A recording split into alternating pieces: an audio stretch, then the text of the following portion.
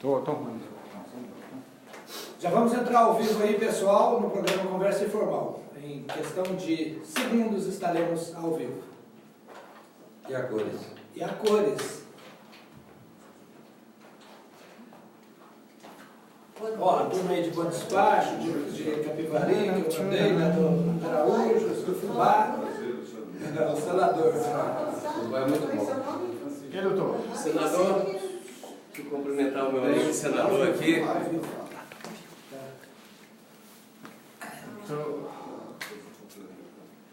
Bom, cara, você tá bem, beleza? Fique forte ou pode esse vir? povo aí. Parte difícil. Atenção, Gilberto. Ok.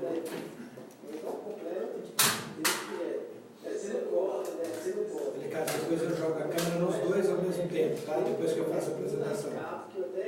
Eu sou contra esse tipo de evento, eu gosto de rodar aqui tal de torneios. Mas a gente vai lá com o professor Alberto, lá a gente faz os treinos lá com ele e dá exercício para bola também. Os professores não fazem isso geralmente.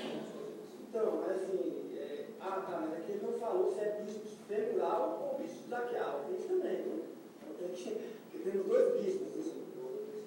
Pode ser que seja, mas então assim, foi aberto, mas como foi na conta, pressupõe que foi. Você estava imaginando. Produção, depois eu jogo nos dois, tá? Esse grupo conjunto, né, professor? Verdade. Só para finalizar aí, a questão da cirurgia é menos grave do que romper. Atenção. Porque ele é pouco vascularizado, então assim, a parte muscular é menos complexa.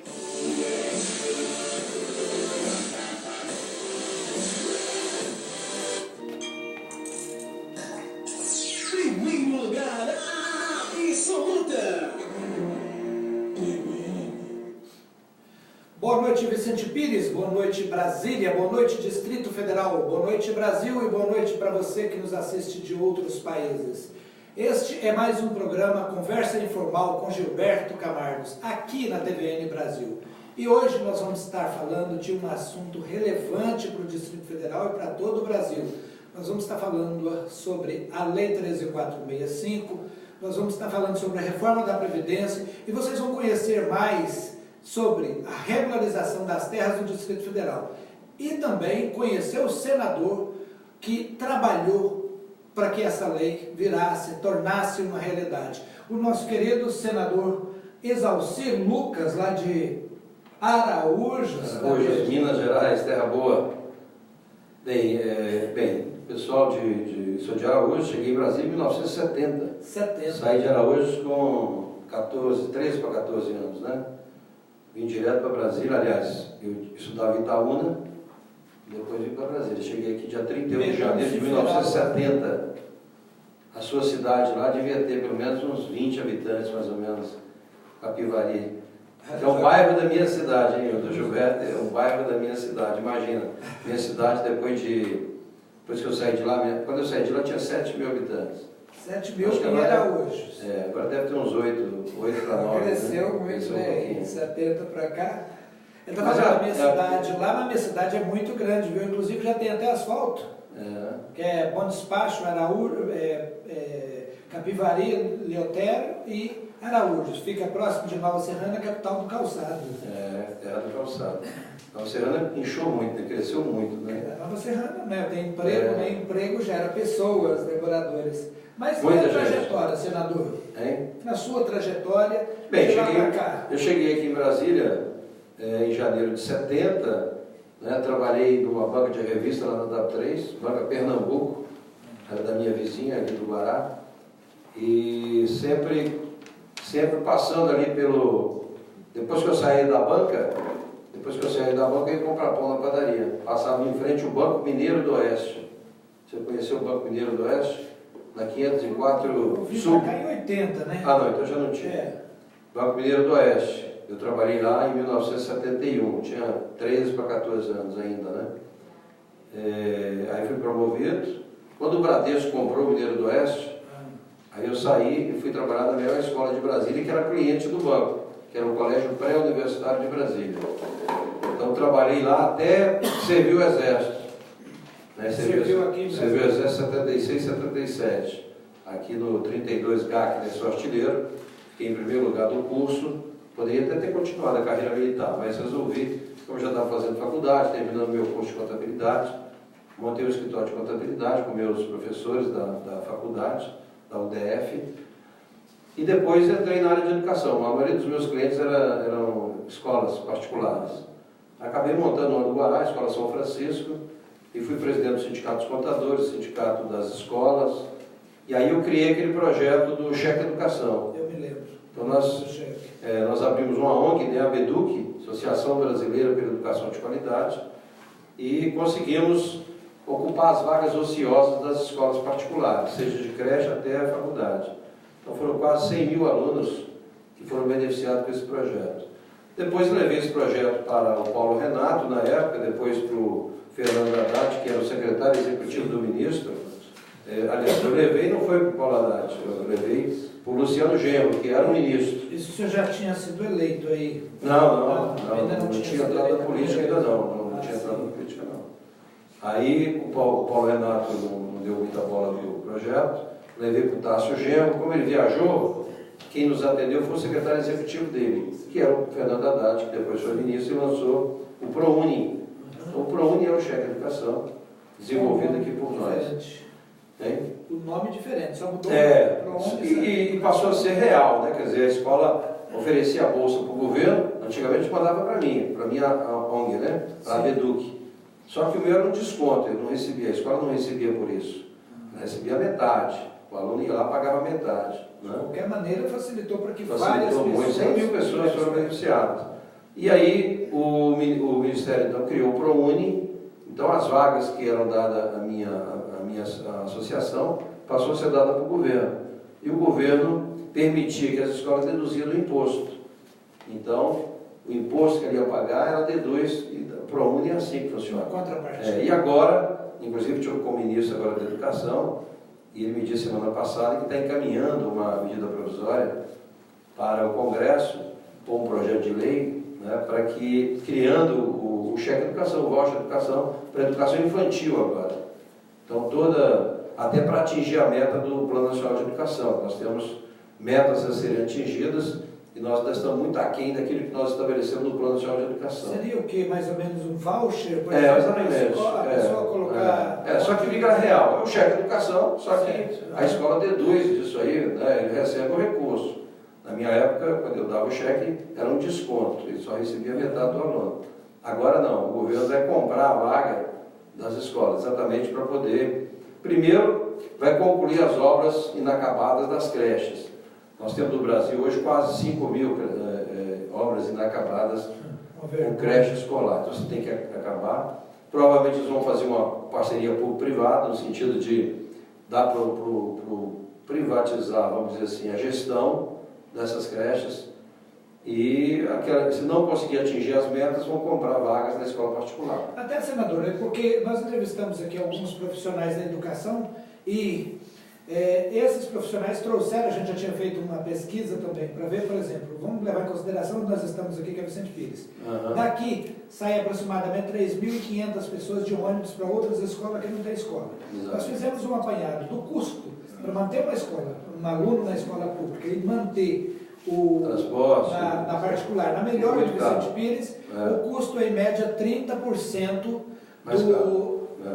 mais caro manter na escola pública. Então isso é até um absurdo. Hoje em dia já deveria ter repensado essa forma do governo ficar fazendo escola, ao invés de ele deveria não fazer escola e dar um voucher, um cheque de educação para que esses alunos... Ele pode exigir mais a qualidade e ao mesmo tempo sai muito mais barato para o governo. Então, para atingir essas metas estabelecidas do Plano Nacional de Educação, a gente vai ter que botar para funcionar as do governo, mas a maior demanda aqui em Brasília, em todas as cidades, é creche. Né? Inclusive, a gente tem apoiado muito o Conselho Tutelar, né? E, inclusive agora esse ano eu coloquei para eles, eu já tinha colocado para construir a sede de alguns conselhos tutelares, agora a gente comprou um kit para cada conselho, que é um carro, computador, mesa, cadeira, para que eles possam ter um espaço bom. Então, como a gente acompanha bem o trabalho do Conselho Tutelar, a gente percebe isso. A maior demanda de todas as cidades é creche. Então, eu acho que o governo vai sair muito bem. Como eu sou relator do orçamento da educação, a gente quer agora incrementar o orçamento com recursos novos. Eu apresentei inclusive sexta-feira passada um projeto para poder aumentar o recurso da educação. Vai dar certo. Eu já conversei com o presidente do Senado, vou conversar semana que vem com o presidente da Câmara, para a gente, o governo, em princípio, concorda com o projeto, e a gente vai poder ampliar o orçamento da educação aí mais ou menos uns 9 a 10 bilhões. E aí eu quero colocar para a educação infantil, que eu acho que é fundamental, né? Quero colocar também na implantação agora da reforma do ensino médio. Eu fui o presidente da comissão que aprovou a reforma do ensino médio, onde agora, a partir do ano que vem, as escolas públicas vão oferecer vagas para a educação profissional. Então o aluno vai poder fazer como era quando eu cheguei em Brasília, quando eu estudei aqui no GG, no ginásio do Guará. Você já podia fazer opção, ou científico, ou fazer o curso técnico. Né? Então, naquela época, a gente já fazia o curso técnico. Depois acabou e agora está retomando. A partir do ano que vem, as escolas públicas vão oferecer cursos técnicos para os alunos do ensino médio. Nós não chegamos ainda a 10% dos alunos da escola técnica. O mundo todo desenvolvido, se você pegar o Japão, a Coreia, os Estados Unidos, a Alemanha, né, o número de alunos do ensino médio chega a 50% a mais, ou mais. E no Brasil não chegamos ainda a 10%. Então, com essa reforma e com esses recursos que a gente quer colocar, eu espero que a gente possa dobrar e avançar um pouquinho, pelo menos chegar agora, nos próximos 2 anos, a 15%, né, de oferecimento de vagas no ensino médio. Entendeu? Senador, o senhor foi eleito pela primeira vez como deputado distrital? Quando foi? Primeira eleição, primeiro mandato meu foi em 2003, a eleição foi em 2002 e eu fui deputado de 2003 a 2006, né? Quando teve a outra eleição, que aí eu já fui para federal. Você foi para federal? Aí eu fiquei primeiro suplente para federal, tive 67 mil votos, muitos entraram com 50 e poucos, o próprio Rodrigo, que foi governador, entrou com 55, eu fiquei fora com 67. Mas fiquei na suplência, assumi alguns dias, mas fiquei como secretário de Ciência e Tecnologia. Foi quando nós lançamos na secretaria a Cidade Digital, né, que hoje está no Banco do Brasil, o Caixa Econômico, o Biotic. Lançamos o DF Digital, foram mais de 200 mil pessoas que foram qualificadas, curso de informática. Foi o maior programa de inclusão digital do país. Né? Lançamos o Bolsa Universitária também. Como a gente começou a implantar a educação integral, a gente criou um projeto chamado Bolsa Universitária. A gente dava uma bolsa integral para o aluno e ele trabalhava 20 horas para o governo na escola pública, dando reforço escolar, compatibilizando o curso que ele fazia na faculdade com a atividade da escola pública. Então, quem fazia educação física fazia atividade esportiva com os alunos, quem fazia teatro dava teatro na escola, quem fazia pedagogia, letras, dava reforço escolar, quem fazia direito, nos finais de semana tinha também um programa de bolsa universitária de 70%, em vez de fazer 20 horas durante a semana, ele fazia durante o final de semana, sábado e domingo, no Conselho Tutelar, na Defensoria Pública, né, ajudando nas questões jurídicas, no CRAS, no CRES. Então foi muito bom, um projeto maravilhoso. Depois acabaram com tudo isso, né, e a gente precisa retomar, porque é muito importante. São programas que foram, mas que têm que retornar. E depois de 2010, aí sim, eu fui deputado federal, fui eleito. Entrou com 2010, o que nós vamos falar, que está todo mundo quase 100 mil votos, né, 2010 a 2014. Depois reeleito 14 para 18, até 2018, quando fui eleito para o Senado. Né? Na Câmara Federal, então, nós aprovamos vários projetos, inclusive eu fui o relator da inovação da Constituição, mudando toda a legislação de ciência e tecnologia. Né? Eu sou o presidente ainda, hoje eu sou da Frente Parlamentar Mista de Ciência, Tecnologia, Inovação e Pesquisa. Na época eu era da Câmara, né? Presidente da Frente da Câmara de Ciência, Tecnologia e Inovação. Então nós mudamos todo o marco regulatório. Fui o presidente da Comissão da Reforma do Ensino Médio, né? E também presidente da comissão, exatamente, que trata da regulação fundiária. E aí eu apresentei todas as emendas necessárias para regularizar aqui o Distrito Federal. Então, não faltou nada, né? Hoje só não regulariza tudo se não quiserem, que os instrumentos estão aí. Entrando nessa questão de regularização, porque muita gente durante esse período que diz que o senador vai, porque nós queremos falar de regularização, na 13465/17. A 13465, nós Foram noites sem dormir, senador. Ali, levando emenda, trazendo, até que o presidente fez a MP 759, PLC 12, e aí que se chegou na lei propriamente dita, a lei da regularização fundiária do Brasil, não é do Distrito Federal. Exatamente, até porque ela foi feita mesmo, inicialmente, para atender mais a Amazônia, né? Se a Amazônia é legal, direito de lá é legal, exatamente. Né? Mas depois a gente conseguiu ampliar para o Brasil todo, até porque a população, metade da população brasileira mora em áreas irregulares, assim como o DF, né? No DF também é a mesma coisa. Então, a gente fez, a lei não previa uma série de coisas que nós colocamos. Por exemplo, aqui em Brasília nós colocamos o mais importante, que é para aqui, para Vicente Pires e para demais condomínios, nós aprovamos que pudesse ser deduzido do preço da terra a valorização da benfeitoria. Porque a lei inicial, a medida provisória, inicialmente, ela sempre permitiu deduzir do preço aquilo que foi investido nas benfeitorias. Mas um valor muito maior do que isso é exatamente a valorização das benfeitorias. Porque você fazer um asfalto, não é? Você tem um preço aqui, Vicente Pires, ou lá no Lago, ou lá em Prato Bernardo, na Novo Gama, o preço é praticamente o mesmo. Agora, a valorização dessa benfeitoria, aí é muito mais. Pra você ter ideia, essa emenda que nós aprovamos, ela trouxe uma redução, só essa emenda, de praticamente 42% do preço, a menor.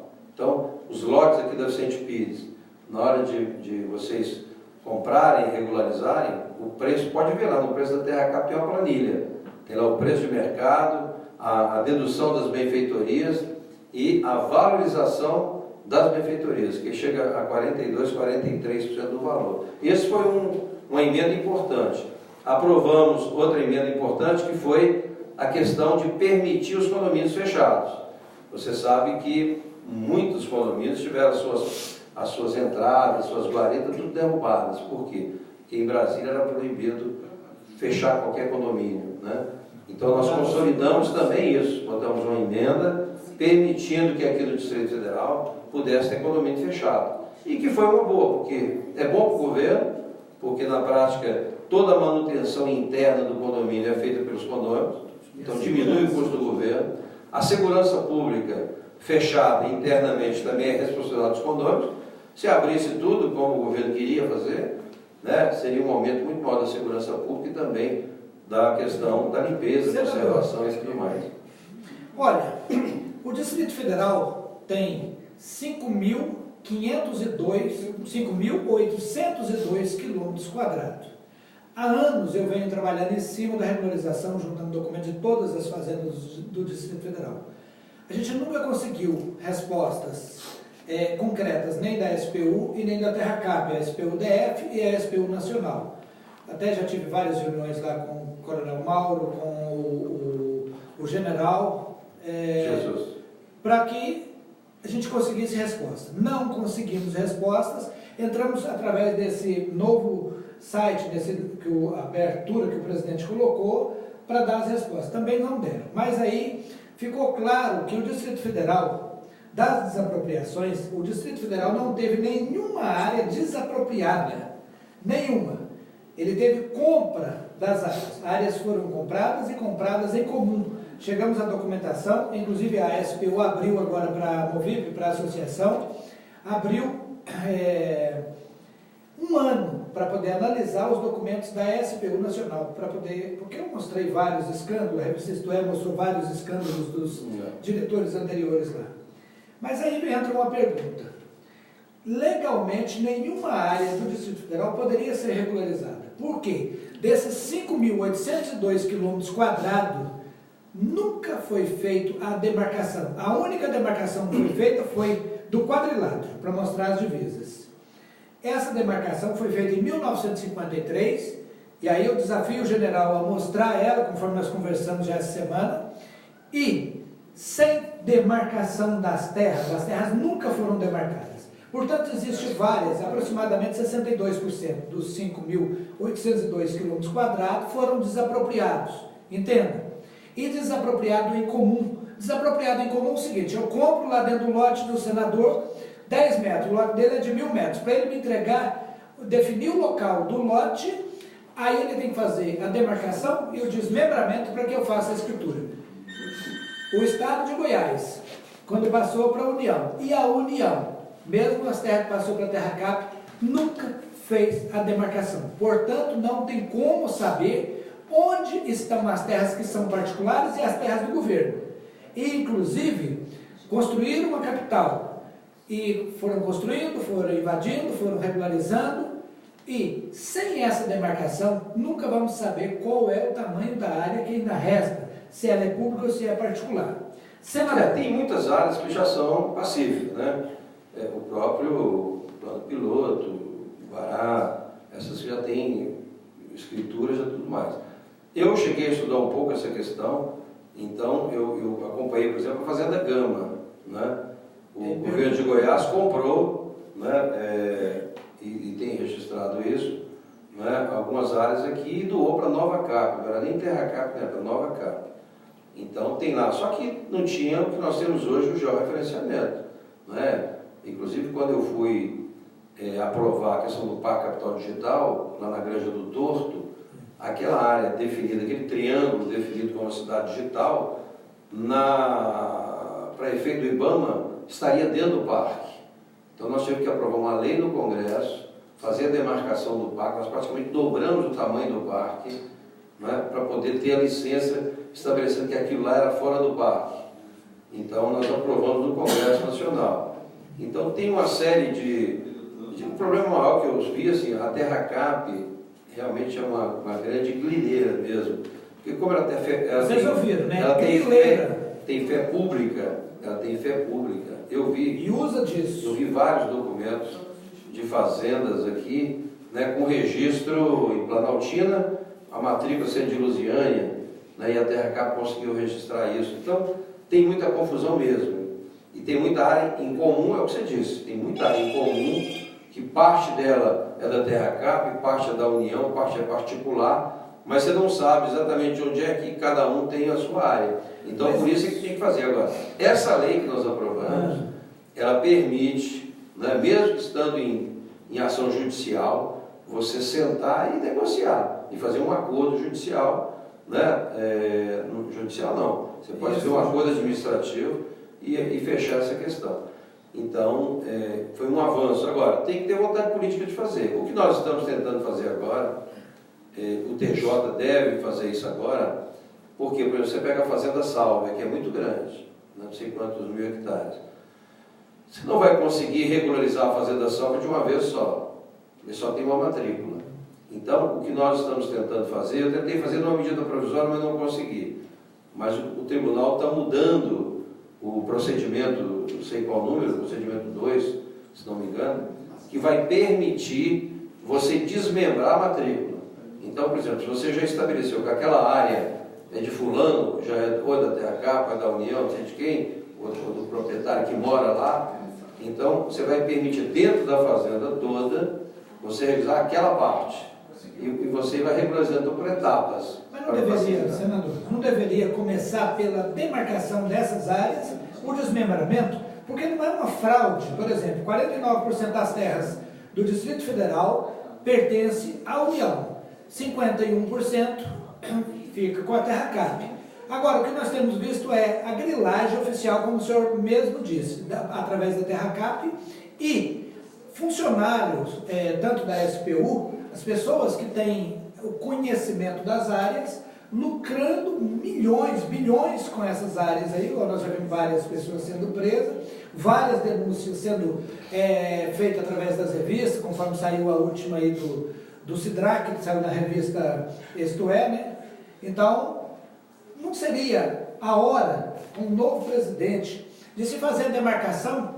Por quê? Porque essa regularização permitida pelo TJ, permitido pela Justiça, permitido pela lei, nunca vai ter, por exemplo, algo legal quando não se sabe onde são as terras. Acaba vendendo área que é de um para outro e assim por diante. Mas eles têm regularizado muitas já, né, onde você já tem a noção, né, que se é da União, se é do Estado, se é da Terra Cap. A Terra Cap já está regularizando vários. Sim. Vários condomínios hoje já estão sendo entregues as escrituras.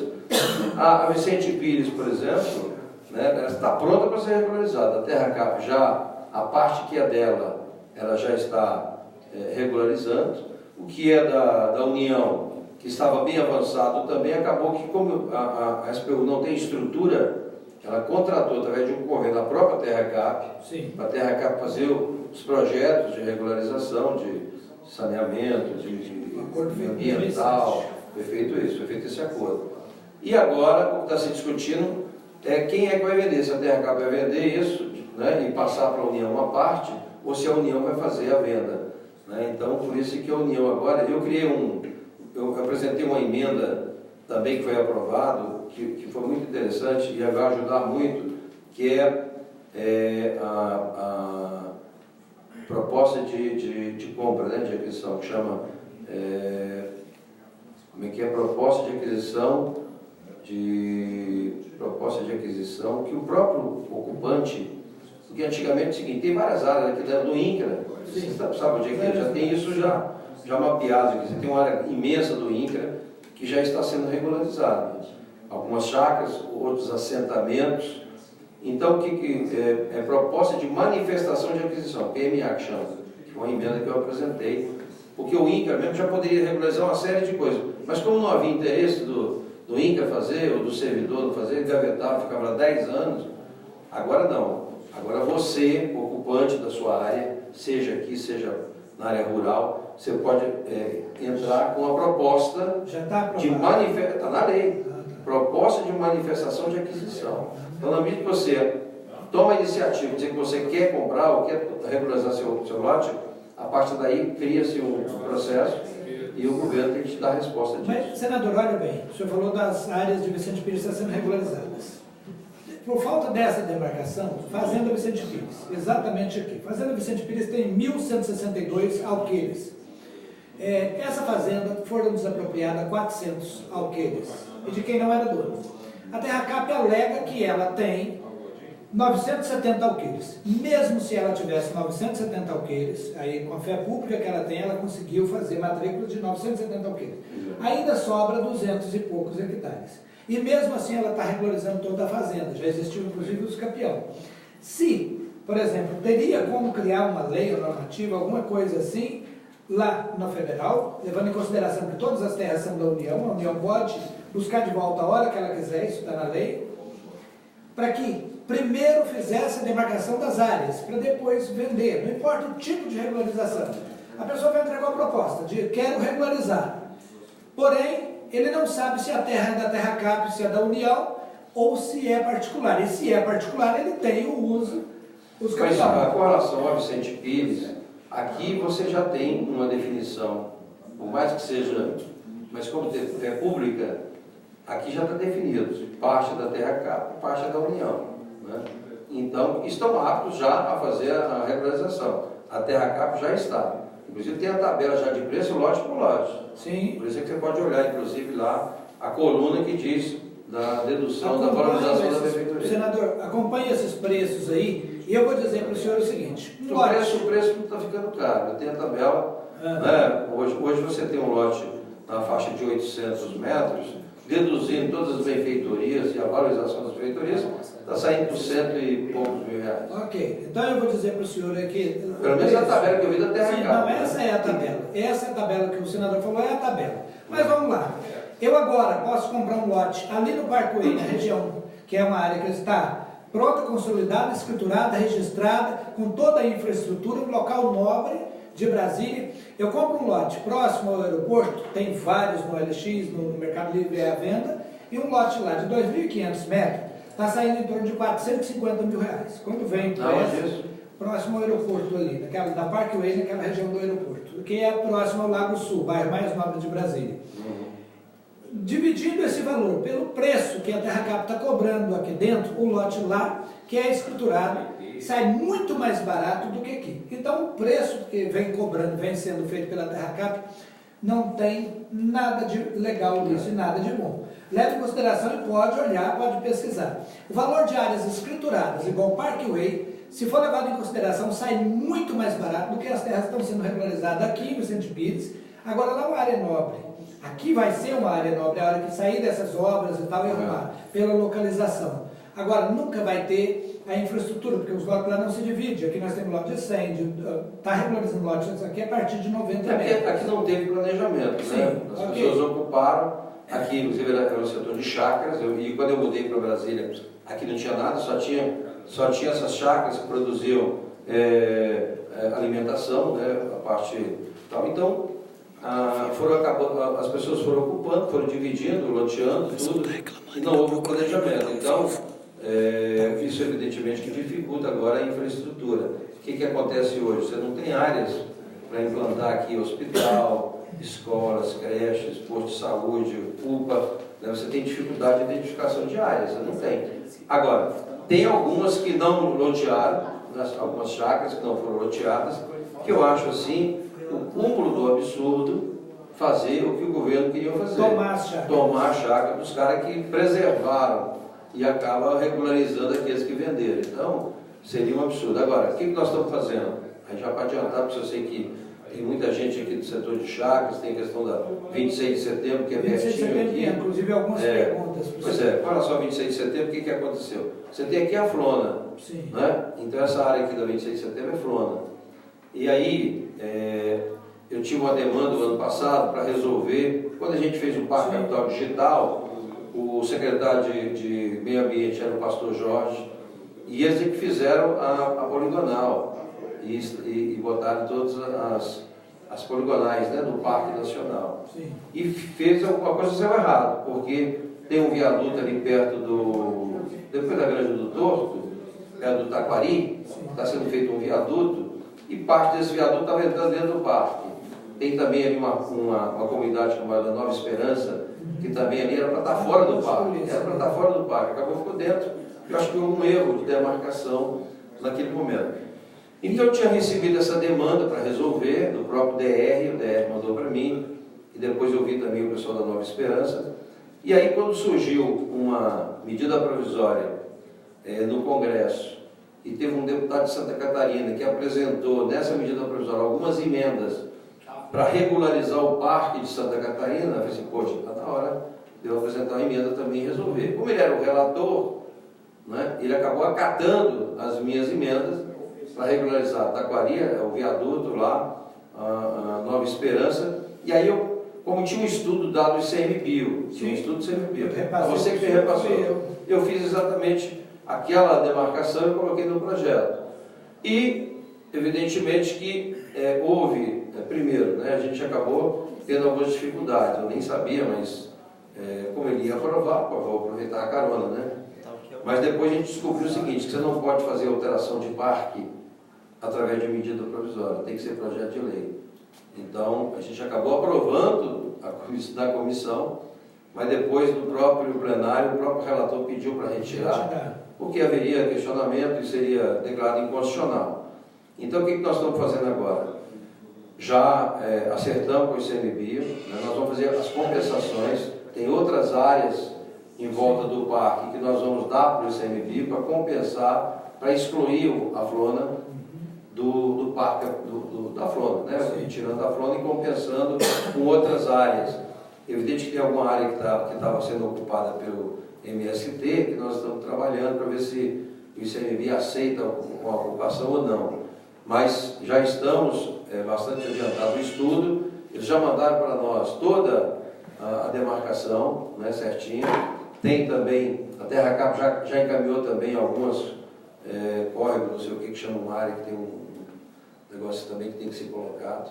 Tem uma área particular nesse negócio aqui também, né, da Valência, sei lá. Tem a área de Braslândia também. Então tem uma série de coisas que nós estamos trabalhando, finalizando, para a gente apresentar o projeto de lei. Senador, nós tivemos, após a 102ª reunião com o ICMBio, 4 reuniões com os ministros, começamos inclusive com a ministra do PT, passamos pelo Sarney Filho, passamos pelo último ministro. Nós conseguimos esse relatório, que eu levei ao senhor já com o projeto pronto, que entrou nisso aí. Mas esse projeto que nós colocamos, ele tinha uma extensão maior do que aquilo que a gente tinha combinado. Ele entrava em 2 flonas, mas aí depois retirou uma delas, a de Braslândia. Mas hoje, por exemplo, esse projeto do ICMBio, que é o relatório final do ICMBio, assinado por todos do ICMBio, tive inclusive em Lagoa Santa, na sede do ICMBio, algumas vezes para resolver isso, é um relatório final no qual ele deixa claro que não tem nenhum interesse na área da 26 de setembro como Flona. Lógico, ele deixa claro... Porque tem que regularizar, não tem mais jeito, né? É igual o Vicente Pires, tem como derrubar isso aqui. Sim, agora teria como fazer por um decreto presidencial. Fazer um decreto retirando a Flona, até porque a Flona nunca existiu. A Flona nunca existiu. Eles prepararam a poligonal exatamente para a gente apresentar o projeto de lei. A ideia é fazer um projeto de lei, que aí nós vamos resolver toda a questão do parque, não só a Flona, mas vamos resolver essa questão do DR, questão da parte da Nova Esperança, a gente poder ter alguns problemas lá quando foi duplicado inclusive o parque, né? Acabou pegando coisas que não eram para pegar. A gente vai tentar dar uma ajeitada nisso. E o Maranata também, que não tem... vamos ver se a gente vai conseguir tirar, né? Mas o ICMBio deu o parecer do Maranata que não tem nenhum interesse nele. Nesse mesmo relatório ele cita o Maranata em Brasilândia, senador. Então, eu sei que a questão da ICMBio, em princípio, está sob controle. Só falta a última palavra agora do ministro, mas também não tem nenhum impedimento para a gente poder apresentar. Mas o que o pessoal está querendo saber é o seguinte, porque hoje, eu tenho mostrado para o pessoal, está parado, tudo parado, não tem nada sendo feito assim, enquanto não faz o projeto. Eu falo em votação, levado... Não, está tudo parado até o presente momento da 26 de setembro, do Maranata também.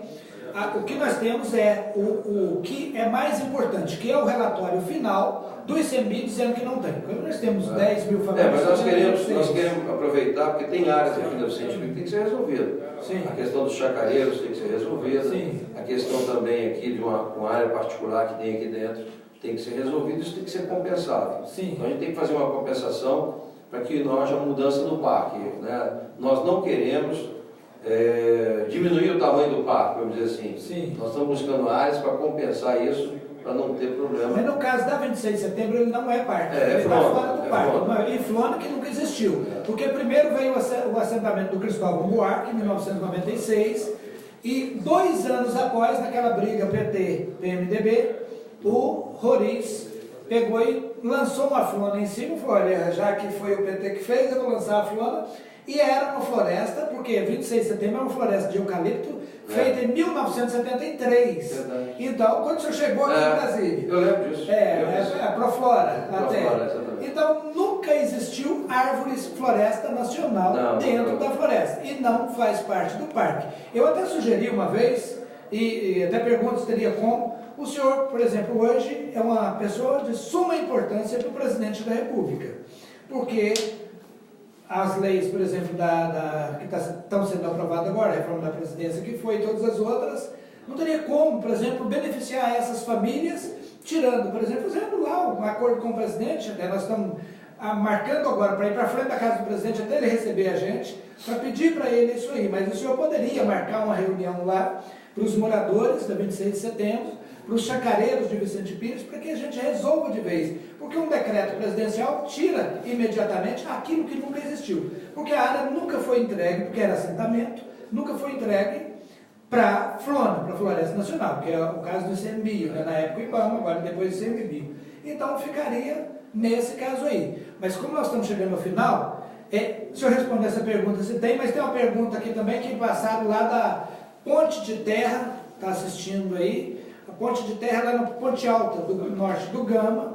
Se o senhor tem algum projeto para eles, nós tivemos uma reunião lá, eu e o senhor, no condomínio lá, se tem algum projeto, porque ele está dizendo o seguinte, que a região está totalmente abandonada politicamente, que quer saber do senhor o que tem para eles lá. Mas lá é o exemplo típico que você falou aqui, né? Foi vendido uma área e as pessoas ocuparam uma outra área, quer dizer, não é exatamente aquela que foi vendida, né? É aquela de você ter uma terra em comum, né? Sim. Você acabou eles ocuparem aquela área, mas a área que eles compraram, que a pessoa tinha para vender, não era ali, era em outro lugar. Então, a Terra Cap já, aquele dia, fez uma bela apresentação, e eles já estão trabalhando na regularização daquela área. Então, a Ponte Alta ali, então, será regularizada, a Terra Cap. Eu participei lá na reunião, sim, que teve agora, será 15 dias atrás, né? A Terra Cap levou todo o estudo, mostrando para eles, mas todo um trabalho já de regularização. E existe a possibilidade de fazer um acordo com o presidente da República? Não, eu acho que o caminhamento está indo muito bem, eu acho que a gente vai conseguir resolver isso através de lei, porque tem parte do parque que está sendo modificado, e não pode ser por decreto. Então, a gente quer fazer tudo isso de uma vez só. Tempo, por exemplo, para botar essa lei em votação, porque o povo fica ansioso lá. O governo diz que não ia derrubar. Ninguém vai derrubar nada, porque eles já sabem, né, que ali vai ser regularizado. Evidente que tem uma orientação, né, nessas áreas que ainda não está, para as pessoas evitarem construir agora sem alvará. Porque hoje qualquer construção deveria ter uma autorização. Licença de construção e projetos aprovados. Até para não ficar caindo depois, né, como aqui Vicente Pires, tem várias construções aqui, um prédio aqui do lado. Caindo prédio, caindo coisa. Então, tem que ter um pouquinho mais de paciência, mas nós vamos resolver. Eu levei 2 anos para aprovar a cidade digital, e olha que era um projeto maravilhoso, né?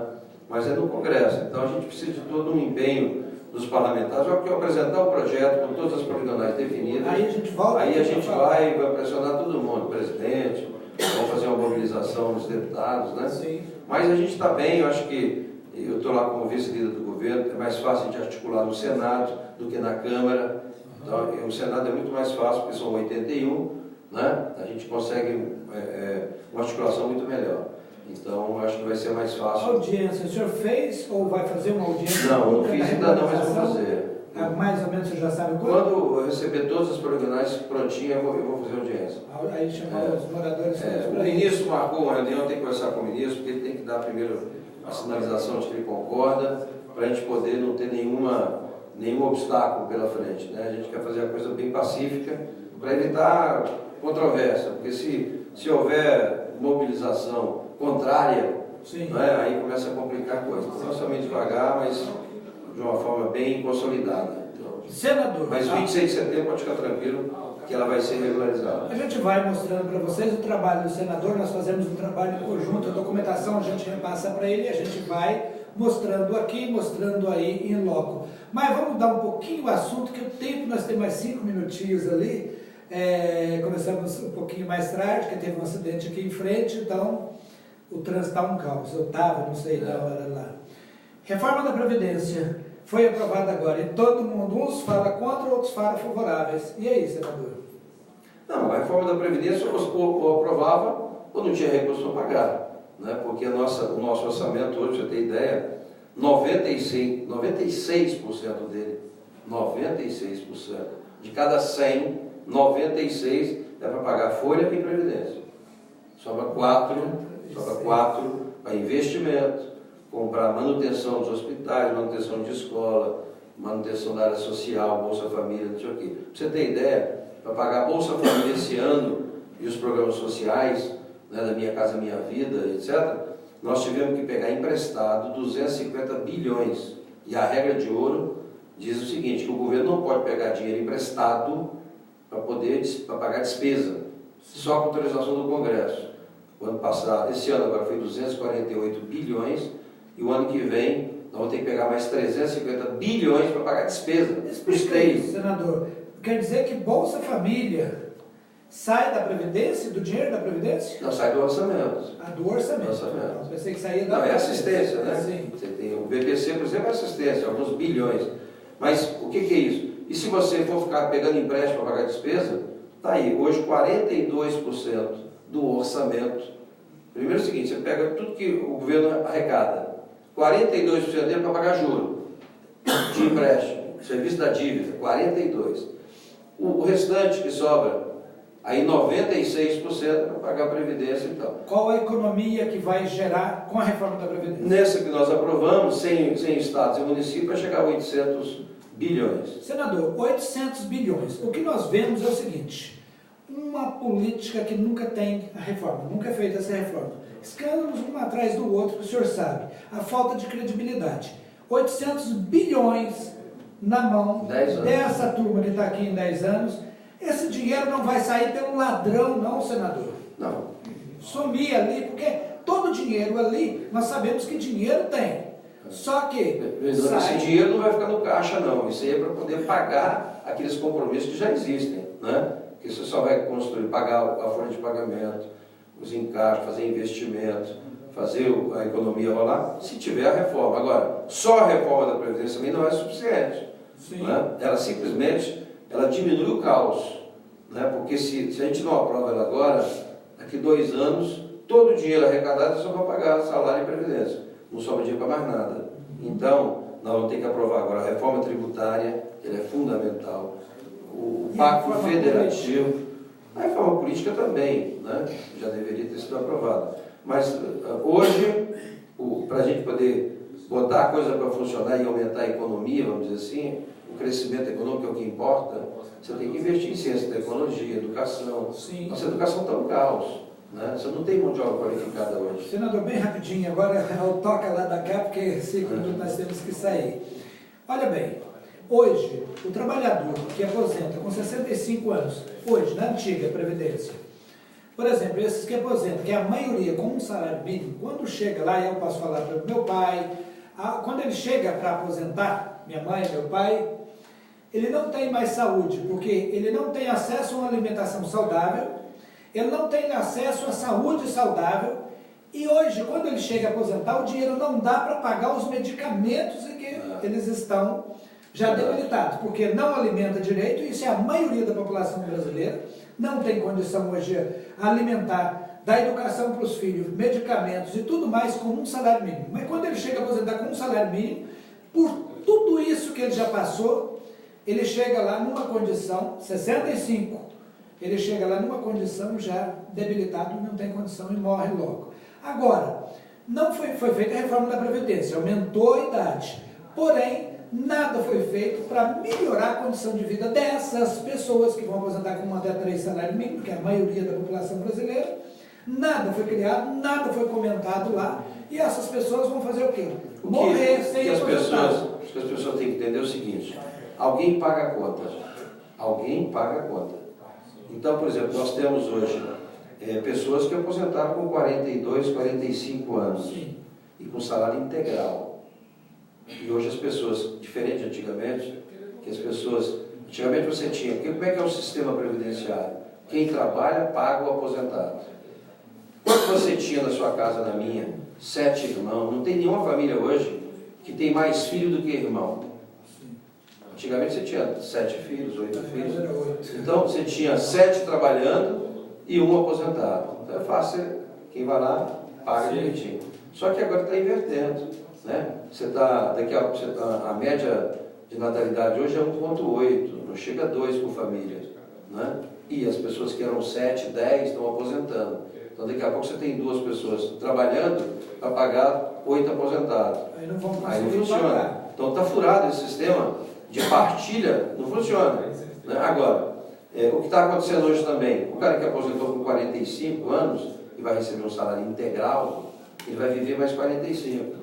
As pessoas estão vivendo hoje 80, 85 anos. Então, alguém paga essa conta. Isso não tem poupança, não foi feito esse colchão para poder pagar. Então, isso sai do orçamento. E isso é que está com o problema. Tudo que a gente arrecada é só para pagar isso e a folha. Então, não sobra nada. Se você realmente... O que nós temos que fazer é fazer com que a economia cresça. Para a economia crescer, você tem que investir em ciência e tecnologia. Isso eu brigo todo dia lá. Porque para cada R$1 que você investe em ciência e tecnologia, retorna 12. Então, os países desenvolvidos na crise, pode ver, Coreia, já todos passaram por crise, Segunda Guerra, Alemanha, Coreia. Então é o seguinte, eles investem em pesquisa. E está aí do jeito que está, em educação. Nós fazemos o inverso. Para falar de previdência, nós temos que ter aqui um programa só de previdência. Mas mostramos aí um pouco da regularização. E nós vamos trazer o senador aqui outras vezes, porque o senador é parceiro, está sempre batalhando aí. Senador, as suas considerações finais aí, e algo o senhor acha muito importante mostrar que eu não tenha lembrado aqui, porque o programa foi muito pequeno, então não dá para... O mais importante, né, que inclusive eu estou divulgando isso hoje de manhã, por acaso, eu dei uma entrevista na EBC, né, na Rádio Nacional, e falei sobre isso e agora no seu programa. Como eu sou relator da educação, né, e não tinha recurso, o orçamento para 2020 é menor do que o 2019, em quase 5% menor. E o de 2019 já não era suficiente para chegar até o final do ano. As bolsas, por exemplo, já até setembro. Então, a gente está conseguindo. Eu apresentei sexta-feira à noite um projeto que vai poder incluir no orçamento da educação mais 10 bilhões. Então isso vai reforçar um pouco. Agora, temos que investir na educação infantil, porque não adianta mais. O pessoal que está com adulto já, ele já está com déficit, já está com deficiência de aprendizagem lá de trás. A meninada sai do ensino médio hoje, sem saber português, sem saber matemática, sem saber ciência, sem saber nada. Então a gente tem que investir nas crianças e botar a meninada para trabalhar na educação profissional. Hoje tem vaga no mercado e não tem gente qualificada em determinados postos de serviço. É isso aí, senador. Então só despede um minutinho. Quero mandar um abraço para todos aqui, mas vamos voltar outros dias para a gente conversar. Não, né? vamos lá, gente. Mas quero mandar um abraço, dizer que nós estamos trabalhando. Estou realmente de manhã, tarde e noite, né, para a gente poder honrar cada voto que a gente recebeu e trazer. Não deu para falar aqui, mas apresentamos agora, nós temos quase $500 milhão de emendas aqui para o DF. Né? E o DF então, tem muito recurso aí para melhorar saúde, educação. Não pode falar aqui não, mas o senador vai vir para governador depois, viu? Porque não pode falar ao vivo. Aí tem que ver o eleitor, tem que combinar com o eleitor. Né? Gente, olha bem, agora vocês continuam aí, porque agora, após o meu programa, Conversa Informal, nós temos o programa Uma Conversa Legal, na parte jurídica aí, né? E eu acho que vão entrevistar agora o Cerveró. E daqui a pouco o Cerveró vem aqui. Brincadeira, gente. O Cerveró não está vindo aqui não. Mas, gente, muito obrigado a todos. Uma boa noite a todos que nos assistiram. E na próxima segunda nós estaremos aqui novamente com o programa Conversa Informal com Gilberto Camargos aqui na DBN. Um beijo. É isso aí, um abraço. Vou tirar o